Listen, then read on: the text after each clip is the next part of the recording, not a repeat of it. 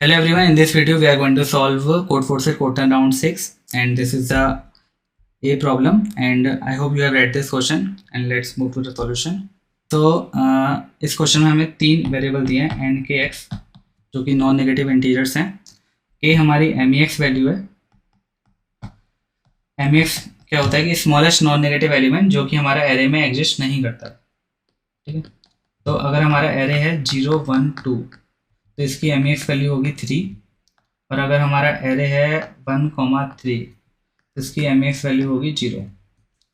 ठीक है, और हमें एक और कंडीशन दी हुई है कि ए आई हमेशा less than equal to X होगा, एक्स हमारी लिमिट है। ठीक है, तो हम देखते हैं कि जैसे हमारा अगर के इक्वल टू 4 है, ठीक है, तो हम जो मिनिमम एलिमेंट जो एरे में होने ही चाहिए वो हो गए 0 1 2 और 3।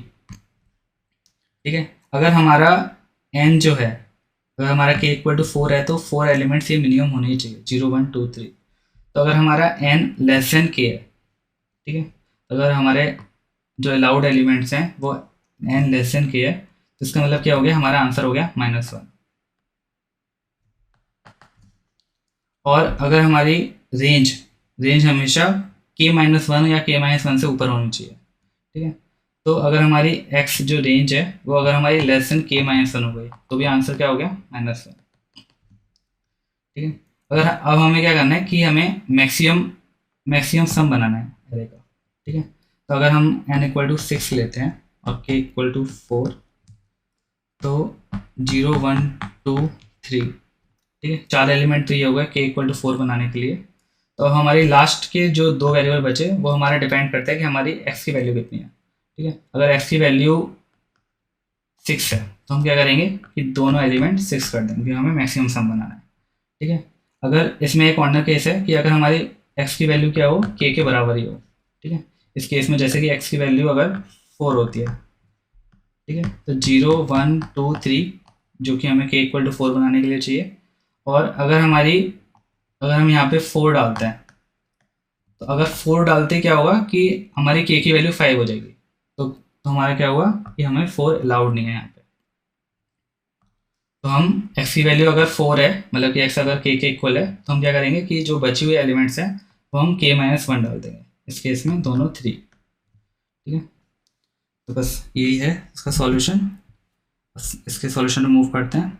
इसमें तीन वेरिएबल है एन के एक्स। अगर हमारा x k-1 से छोटा है और या फिर n k से छोटा है तो हमारा आंसर क्या हो जाएगा, -1। और अभी तक का जैसे हमें 0 से k-1 एलिमेंट्स तो आएंगे ही, तो उसका सम क्या हो गया, answer equal to k into k-1 divide by 2 और बचे हुए एलिमेंट्स हमें x डालने हैं। ठीक है, तो अगर हमारा x और k इक्वल है तो x को हमने k-1 कर दिया और बचे हुए एलिमेंट हमने x डाल दिया। Now let's move to the problem number B. So I hope you have read this question. मैं एक बार इसको समझा देता हूँ। अगर मेरे पास n एलिमेंट्स हैं a1 a2 an और m एलिमेंट्स हैं b1 b2 और bn। ठीक है, हमें इसमें से कोई सा भी bi उठाना है। ये कितनी बार भी ऑपरेशन कर सकते हैं हम। ठीक है, bi उठाएंगे और हम हर इस पे और ऑपरेशन कर देंगे bi के साथ, हर एलिमेंट पे एक है। ठीक है, a2 हमारा हो जाएगा a2 और bi, ऐसे सारे। फिर इन सब का जोर ऑपरेशन करेंगे जो कि हमने x ले लिया, a2 और an। ठीक है, अब हमें इसकी मैक्स और मिनिमम वैल्यू बतानी है। ठीक है, हम एक बार इसको समझ लेते हैं इस ऑपरेशन को। ठीक है, हमने a1 a2 a3 an, हमने ये 10⁻9 है, 32 बिट्स होंगी। ठीक है, हमने कोई सी भी एक बिट ली। ठीक है, इसको हम 1 0 0 कुछ ही मान लेते हैं इस बिट को। ठीक है, अब मैं जिसके साथ और ऑपरेशन कर रहा हूँ मैंने मान लिया कि वो सेट बिट है। यहाँ पे इस प्लेस पे वो सेट बिट है। ठीक है, तो सेट बिट है तो इसके साथ और ऑपरेशन करेंगे तो सारी सेट बिट हो जाएंगी। ठीक है, तो इन सबका जोर ऑपरेशन करेंगे ना तो इसका आंसर या तो 1 आएगा या 0 आएगा। ठीक है, इस बिट का तो 1 कब आएगा, जब हमारा n क्या होगा, ऑड। और 0 कब आएगा, जब हमारा n इवन होगा। इवन के केस में सारे 1 1 कट जाएंगे। ठीक है, तो इवन के केस में 0 और ऑड के केस में 1। ठीक है, अब हम इसको अलग अलग केस ले लेते हैं। अगर हमारा एन ऑड है, ठीक है, तो मैं n इक्वल टू 3 लेता हूँ, A1 A2 A3, हमने एक बिट ले ली यहाँ पे 1 0 1, BI ऑपरेशन लिया जिसकी वो सेट बिट है, ठीक है, सेट बिट है तो इसके साथ और ऑपरेशन करने के बाद सारी सेट बिट हो जाएंगी, ठीक है। फिर इसका जॉर ऑपरेशन करेंगे, जॉर ऑपरेशन करने के बाद ये क्या आएगी, सेट बिट आएगी, ठीक है। तो इससे एक चीज़ हमें समझ में आ रही है कि हमारी BI में जितनी ज़्यादा सेट बिट हो जाएंगी ना, जितनी ज़्यादा बिट सेट हो जाएंगी BI में, उतनी ज़्यादा हमें यहाँ पे सेट बिट मिलेंगी जॉर ऑपरेशन फाइनल ऑपरेशन में, ठीक है।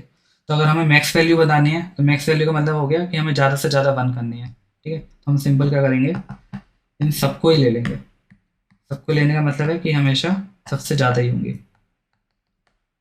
ठीक है। और एक्स हमारा जॉर ऑपरेशन ऑलरेडी है,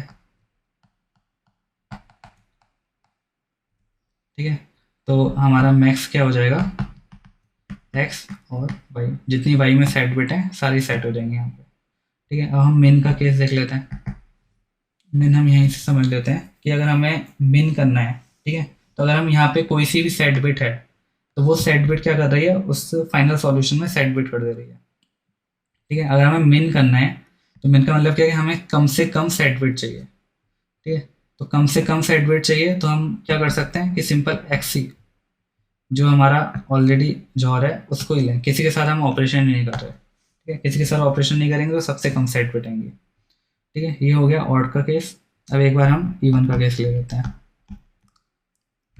n इक्वल टू 4 ले लेते हैं, A1 A2 A3 A4, एक बिट उठाते हैं 1 0 0 1, BI में ये सेट मान लेते हैं, ठीक है। सेट होगी तो ये भी 1 कर देगी, ये भी 1 कर देगी, और ऑपरेशन करने के बाद जॉर में जो इसका आंसर आएगा वो 0 आएगा, ठीक है। ठीक है, अगर हमें मैक्स बनाना है, ठीक है, तो मैक्स बनाना है तो अगर हमारी कोई भी सेट बिट है ना तो वो सेट बिट हमेशा इसको 0 कर दे रही है, ठीक है।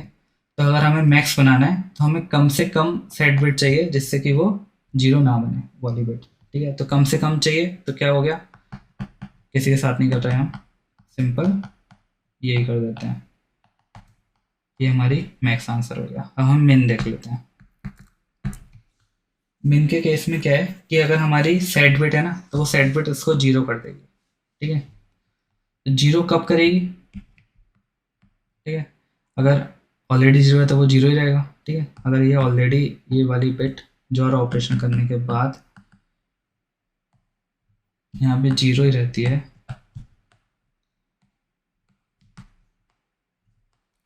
ठीक है। अगर वो चेंज है तो इस जॉर ऑपरेशन करने के बाद ये तो 0 ही रहेंगे, ये 1 होगी, ये 1 होगी, ठीक है। तो अगर मेरी ये वाली बिट BI में 1 है तो 0 तो 0 ही रहेगा, ठीक है, और 1 वाली को 0 कर देगा, ठीक है। तो जितनी सेट बिट होंगी उसका फाइनल आंसर बस हमें देखना है कि वो 0 आएगा, ठीक है। तो हम ये कह सकते हैं कि जितना जॉर ऑपरेशन करने के बाद जितनी हमारी सेट बिट होंगी और वो सेट अगर यहाँ पे भी है तो वो 0 हो जाएंगी, ठीक है।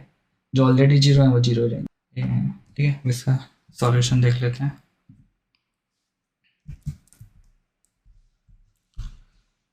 सॉल्यूशन में क्या है, वही हमने x निकाला जॉर ऑपरेशन करके और ये और ऑपरेशन करा, ठीक है। अगर वो ऑड है, ऑड के केस में मिन हमारा x हो जाएगा सीधे और x और y हो जाएगा, ठीक है। और हम अगर हमारा इवन है, इवन के केस में मिनिमम क्या होगा, मिनिमम हमारा है, मैक्सिमम हमारा क्या होगा, मैक्सिमम हमारा x हो जाएगा, और मिनिमम क्या होगा कि हमारी जितनी सेट बिट है मतलब वो x में भी सेट है और y में भी सेट है तो वो 0 ही रहेंगी, ठीक है। अगर वो x में ही सेट है y में सेट नहीं है तो वो सेट ही रहेगी, ठीक है। तो हमने ये निकाल लिया, अगर y में भी सेट है और x में भी सेट है तो वो y वाली हमारी उसकी 0 कर देगी, ठीक है। बाकी हम ले लेंगे और ये फाइनल आंसर आ गया, या that's all. So let's start with C problem. So I hope you guys have already read the question. So I'll move to the solution part itself. Yeah, let's move to the solution itself. So what we have given in this question is, first of all we have given an array A जिसमें कि हमारे n integers हैं और हम क्या कर रहे हैं कि हम एक मैट्रिक्स बना रहे हैं B और जो मैट्रिक्स बी है उसकी डायमेंशन होगी n क्रॉस n, ठीक है। उसकी डायरेक्शन हमारी डायमेंशन है हमारी n क्रॉस n, और मतलब वो कुछ इस तरीके की दिखेगी, b11 b12 b13 b1n b21 b22 b23 b2n and so on, ठीक है। और हमें ये बता रखा है कि जो Bij है वो हमारा क्या है, min ऑफ ai, aj। और क्वेश्चन क्या है, क्वेश्चन ये है कि तुम्हें हर एक वैल्यू के लिए 1 से लेकर k तक जितनी भी वैल्यूज़ हैं, तुम्हें हर एक वैल्यू के लिए बताना है कि ऐसा कौन सा रेक्टेंगल होगा जो कि उस सारी वैल्यूज़ को कवर कर लेगा, और उसकी हमें विड्थ और हाइट का सम बताना है। तो मैं एग्जांपल के थ्रू बताता हूँ, मतलब ये थोड़ा सा ऐसे ही है समझाने में। जैसे कि समझो कि मेरा एक B2 क्रॉस 2 की मैट्रिक्स बनती है और यहाँ पे 1 आया था, यहाँ पे 1, यहाँ पे 1, यहाँ पे 2 है। तो तुम्हें मेरे को ये बताओ कि 1 को कवर करने के लिए कौन सा रेक्टेंगल चाहिए होगा, ये वाला चाहिए होगा, और ये रेक्टेंगल एक स्क्वायर है जो कि, और इसका सम होगा 2 + 2 जो कि होगा 4। अगर मैं 2 के लिए बात करूं तो 2 के लिए 1 क्रॉस 1 के लिए काम आ जाएगा, तो इसका सम होगा 1 + 1 जो कि होगा 2। तो ऐसे ही हमें 1 से लेकर k तक के लिए हर एक वैल्यू के लिए बताना है कि हमारा आंसर क्या आएगा। थोड़ा सा बड़ा एग्जांपल ले लेते हैं, जैसे कि ये वाला ले लेते हैं, 1 यहाँ पे होता 1, यहाँ पे होता 1। तो इस वाले केस में हमें क्या करना पड़ता, इस वाले केस में तुम्हें पूरा का पूरा ये वाला लेना पड़ता 3 क्रॉस 4, तो इसका आंसर होता 3 + 4 = 7, ठीक है।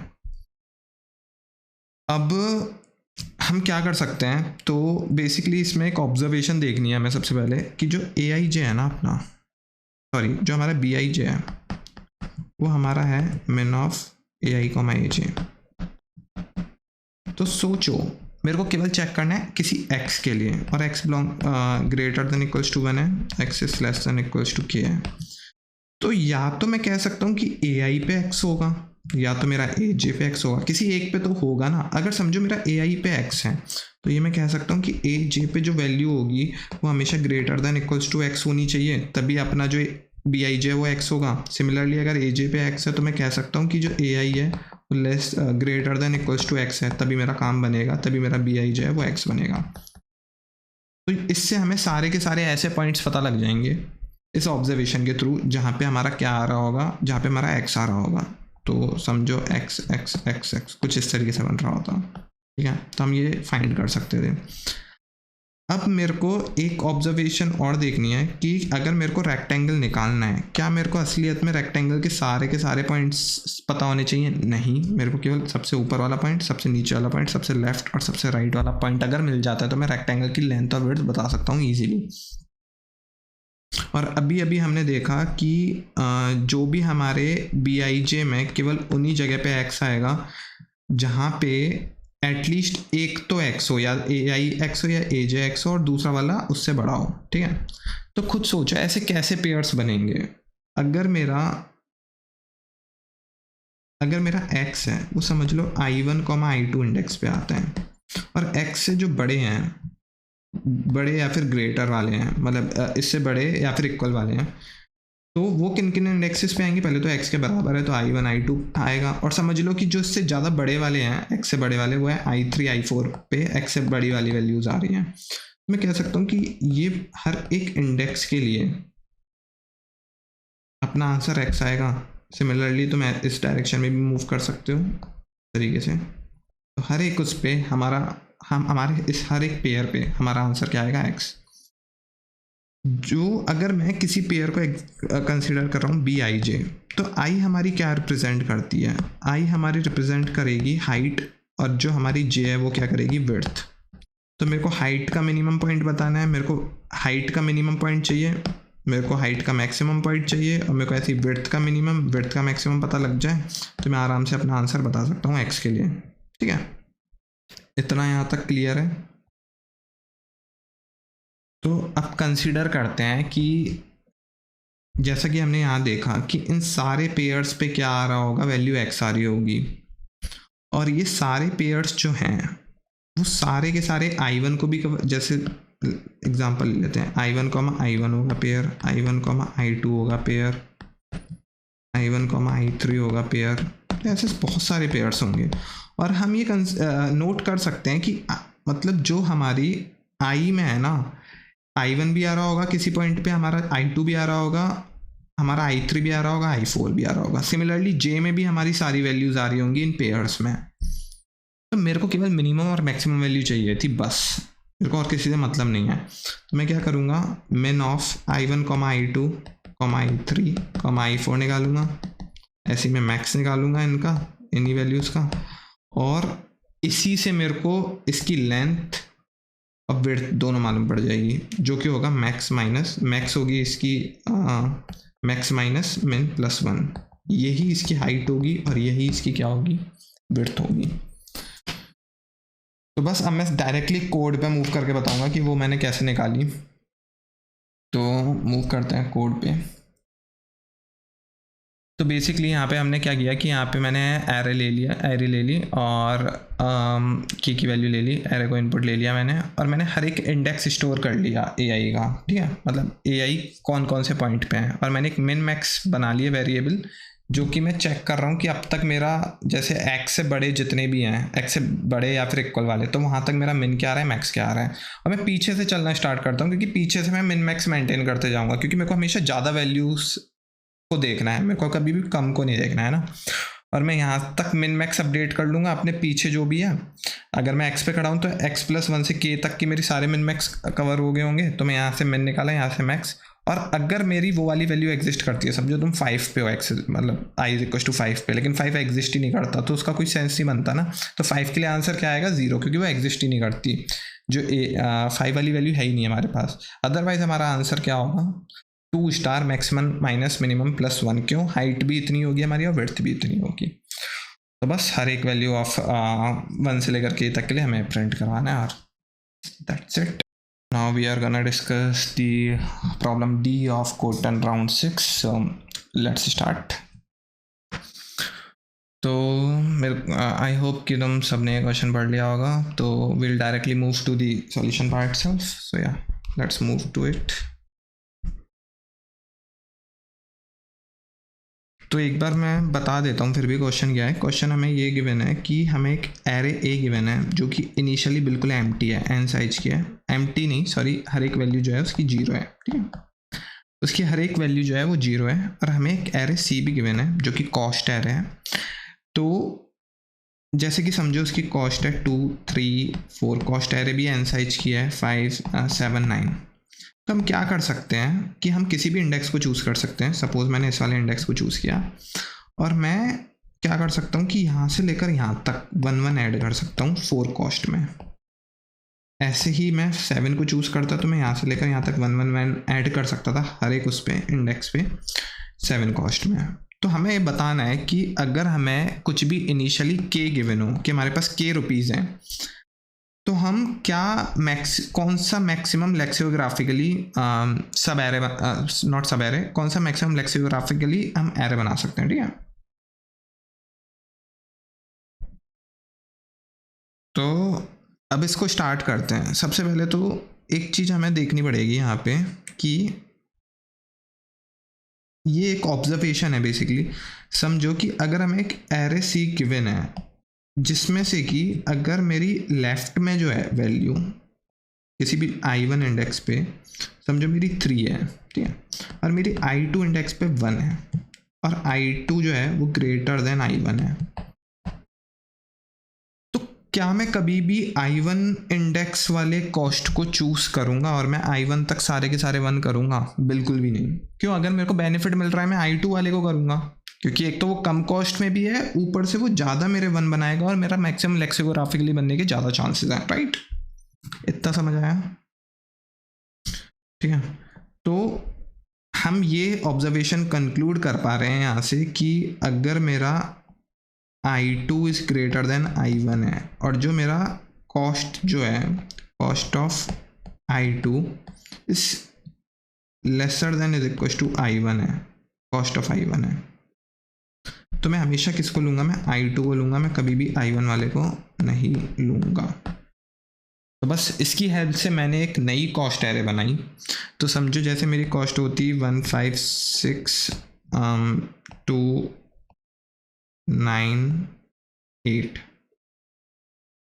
तो सबसे पहले मैं क्या देखूँगा कि मैं पीछे से चलना स्टार्ट करता हूँ। मैं देखता हूँ कि मेरा 8 आया, तो मैंने 8 को समझ लो ले लिया। अब मैं 9 पे आया, तो मैंने 9 को देखा कि यार जो 9 है ना, ये ज़्यादा कॉस्ट भी ले रहा है और ये 8 से मतलब 8 से ज़्यादा कॉस्ट ले रहा है, साथ में ये कम इंडेक्स तक भी कवर कर रहा है, तो मैं इसको कभी नहीं लूँगा तो मैं 8 लूँगा। फिर मैं देखता हूँ 2, तो मैं देखता हूँ 2 तो हाँ 2 मेरा 8 से कम है, तो मैं इसको कंसीडर कर सकता हूँ। फिर मैं 6 पे गया, तो मैं 6 को कभी नहीं करूँगा, क्योंकि जो काम मेरे को करना होगा मैं 2 पे ही कर लूँगा। फिर 5 को भी इस वजह से नहीं लिया मैंने, और मैंने 1 को ले लिया। तो मेरी फाइनल जो कॉस्ट एरे जो मैंने एक नई बनाई, वो बनाई 128। और ये मैं इन्हीं में से कोई हमेशा वैल्यू उठाऊंगा, इनके अलावा कोई नहीं उठाऊंगा। और ये किन किन इंडेक्सेस पे है? 0 1 2 3 4 5। तो 0 पे है, एक अपनी 3 पे है, एक अपनी 5 पे है। ठीक है, ये पता लग गया हमें। अब देखते हैं कि हम इस वाली ऑब्जर्वेशन को कैसे यूटिलाइज कर सकते हैं। तो अगर हमें मैक्सिमम लेक्सिकोग्राफिकली बनाना है, तो तुम स्टार्टिंग में सबसे ज़्यादा हाईएस्ट बनाने की वैल्यू कोशिश करोगे ना। मतलब कि अगर मेरे पास के कॉस्ट है, तो मैं चाहूँगा कि शुरुआत में मैं जितने मैक्सिमम 1 हो सकते हैं बिल्कुल 0 वाले इंडेक्स पे, मैं उतने लगाने की कोशिश करूँगा। ठीक है, तो मैक्सिमम 1 अगर मेरी इनिशियली के गिवन है, ठीक है, और मेरी जो कॉस्ट एरिया है वो कुछ इस तरीके से है 1 to 8, जो मैंने नई बनाई है मैंने अपनी न्यू कॉस्ट एरे बनाई है। और ये इंडेक्स कौन से इंडेक्सेस पे? 0 3 5। तो मैं सारे के सारे जो जितने भी के हैं वो मैं कहाँ पे लगा दूंगा? 0 इंडेक्स पे, और मैं उतने टाइम्स के ऐड कर दूंगा। ठीक है, तो मेरा आंसर कितना हो जाएगा कि मेरा स्टार्टिंग जो A0 है वहाँ पे के आ जाएगा, और बाकी सारी वैल्यूज पे क्या आएगा? 0। ठीक है, ये पता लग गया हमें। अब थोड़ा सा एक और एग्जांपल लेते हैं कि सोचो मेरी जो मॉडिफाइड एरे होती वो कुछ इस तरीके से होती। मॉडिफाई कॉस्ट एरे 2 3 7, और जो मेरे इंडेक्सेस हैं वो होते 3 5 6 ले लेते हैं। ठीक है, जो इनके इंडेक्सेस हैं, जो इन वैल्यूज़ के इंडेक्सेस हैं। ठीक है, अब क्या होता कि अगर मेरे पास समझो कि मेरे पास 9 रुपीज़ होते हैं, तो अगर मेरे पास 9 रुपीज़ होते हैं और मैं हमेशा स्टार्टिंग में सबसे ज़्यादा वैल्यू बनाने की कोशिश करूँगा, तो या तो हो सकता है कि मैं मतलब पहले वैसे ही नॉर्मली सोचते हैं अगर, तो हो सकता है मैं 2 की कितने ले रहा हूँ, 2 के हो सकता है मैं 3 ले रहा हूँ। ठीक है, और बाकी एक मैंने इसका ले लिया, तो इससे कॉस्ट 9 हो जाएगी। मैं 2 का एक ले लूँ, एक 7 का एक ले लूँ। ठीक है, ऐसे भी हो सकती है। तो काफ़ी सारे वेज हो सकते हैं, लेकिन हम चाहेंगे कि हम स्टार्टिंग से सबसे ज़्यादा हाईएस्ट बनाने की कोशिश करें। तो अगर मेरे को स्टार्टिंग से सबसे ज़्यादा हाईएस्ट बनाने की कोशिश करनी है, स्टार्टिंग में सबसे ज़्यादा वैल्यूज़ रखनी है, तो मैं कोशिश करूँगा कि मैं सारे के सारे अगर 2 ले लेता हूँ, समझो मैं सारे के सारे 2 ले लेता हूँ, तो 3 इंडेक्स तक मैं कितनी बार? मैं 4 बार 1 ऐड कर दूंगा। मतलब मैंने 3 इंडेक्स तक 0 1 2 3, और मैंने 4 बार 2 उठा लिया, तो मैंने यहाँ पे 1 मतलब 2 इसकी कॉस्ट है, तो 4 बार मैंने ले लिया इसको।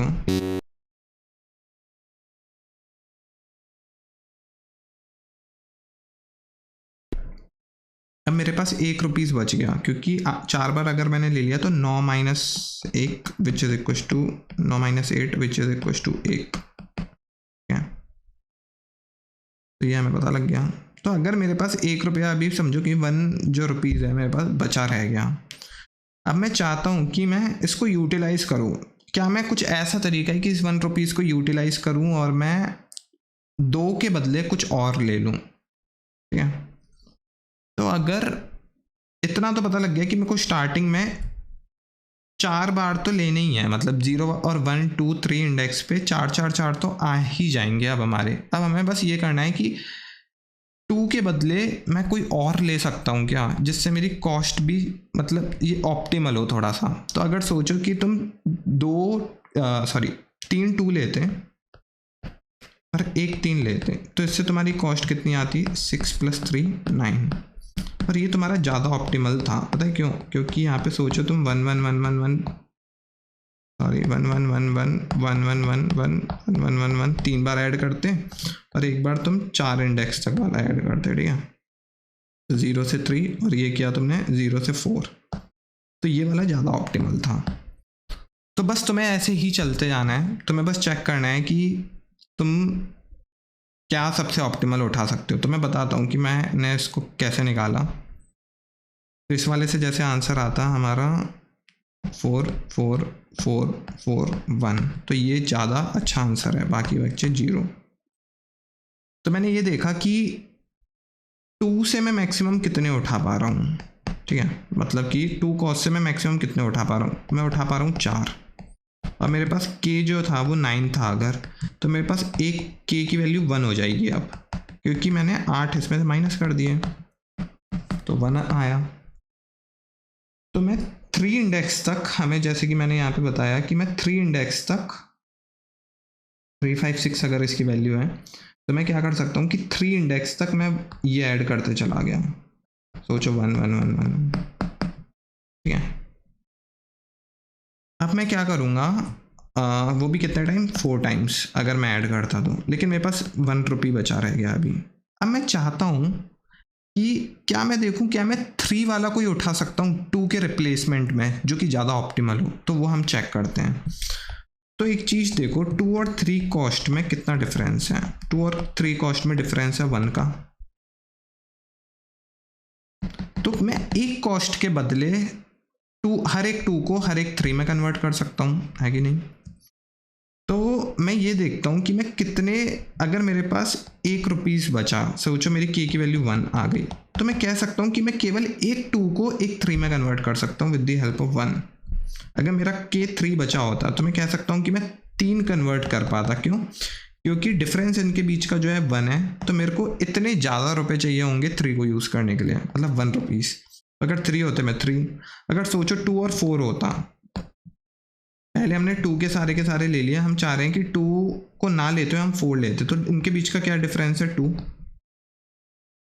तो हर एक 2 के को कन्वर्ट करने में 4 के लिए हमें कितने चाहिए रहता, हमें चाहिए रहते 2 रुपीज़ एक्स्ट्रा। तो अगर मेरे पास सोचो मेरे को 4 कन्वर्ट करने हैं, 4 2 जो हैं वो 4 में कन्वर्ट करने हैं, तो मेरी कितनी कॉस्ट आएगी, extra cost 4 × 2 which is equal to 8, ठीक है।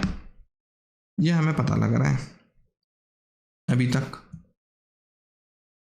तो इसमें बिल्कुल मैंने इसी तरीके से बस एक ऑब्जर्वेशन, ये मॉडिफाइड कॉस्ट एरे को कुछ इस तरीके से कन्वर्ट किया कि 2 3 अगर ये 7 है, तो पहले मैंने देखा कि 2 से मैं मैक्सिमम कितने खरीद पा रहा हूँ।